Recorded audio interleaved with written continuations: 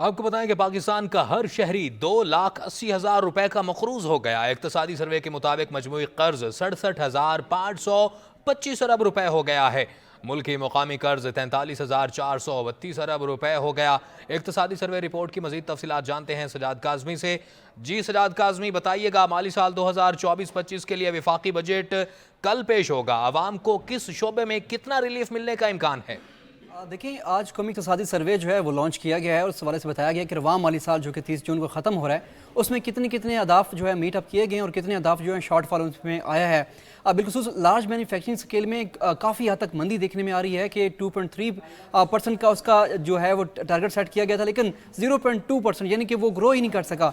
इसी तरह दीगर जो शोबे हैं जिसमें ज़री शोबा है उसने काफ़ी बूस्ट उसमें देखने में आ रहा है, लेकिन उसके साथ साथ देखा जाए पाकिस्तान का हर शहरी जो है वो 2,80,000 रुपये का मकरूज हो चुका है। क्यों हुआ है? क्योंकि पाकिस्तान ने और वजारत ख़जाना के हुकाम ने डोमेस्टिक सतह पर भी कर्जा लिया है, जबकि आलमी सतह पर भी भरपूर कर्जे जो हैं वो लिए गए हैं। अब मजमूई कर्ज जो है वो 67,525 अरब रुपये तक पहुंच चुका है, जबकि मुल्की मकामी जो कर्ज है यानी कि जो डोमेस्टिक लेंडर से लिया गया है, जो स्पेसिफिकली कमर्शियल बैंकों से कर्ज लिया गया है, वो 43,432 अरब रुपये तक पहुंच चुका है। जबकि बैरूनी कर्ज यानी कि जो आलमी बैंक हैं उनसे जो लिए गए हैं, मुख्तलिफ जो दीगर दोस्त ममालिक हैं उनसे जो पैसे लिए गए हैं, उसकी तादाद अगर देख ली जाए तो वो 24,093 अरब रुपये बनते हैं। जबकि मुल्की मजमूई कर्जा जो है वो GDP का इस वक्त 74% बन चुका है। यानी कि यूँ कह लीजिए कि अगर पाकिस्तान की FBR जो कि सबसे बड़ी एक टैक्स जनरेटिंग एजेंसी है, अगर वो अपना टैक्स सारा का सारा भी जोड़ ले तो उसके बाद भी साल भर का जो कर्जों पर सूद की अदायगी है वो भी शायद ज़्यादा पड़ेगी और उसके लिए भी दोबारा से कर्ज लेना पड़ेगा पाकिस्तान को। इस तरह कुल मुल्की बैरूनी कर्जे जो हैं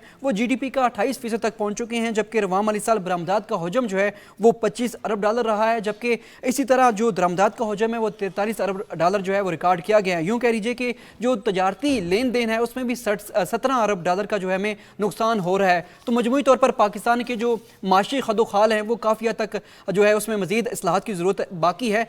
मजमूई रेवेन्यू की जो मद में 9.8 ट्रिलियन रुपए इकट्ठे किए गए हैं FBR की तरफ से, जबकि टैक्सेस रेवेन्यू की मद में आमदन जो है वो 7.2 ट्रिलियन रिकॉर्ड की गई। यानी यूँ कह लीजिए कि 7200 अरब रुपये जो है वो इस मद में इकट्ठे किए गए हैं। टैक्सेस रेवेन्यू में 29% इजाफा जो है वो देखने में आ रहा है, जबकि नॉन टैक्सेस रेवेन्यू की मद में 2.5 यानी कि 2500 अरब रुपए का इजाफा जो है वो रिकॉर्ड किया गया है। मजमूई अखराजात जो हुकूमत ने स्पेंडिंग की है वो काफ़ी हद तक बढ़ चुके हैं और उसमें देखा जाए तो निगरान सेटअप ने भी किए हैं और इस मौजूदा हुकूमत ने भी किए हैं और वो यूँ कह लीजिए कि तकरीबन 13 ट्रिलियन जो है वो इस वक्त तक जो है वो रिकॉर्ड किए गए हैं।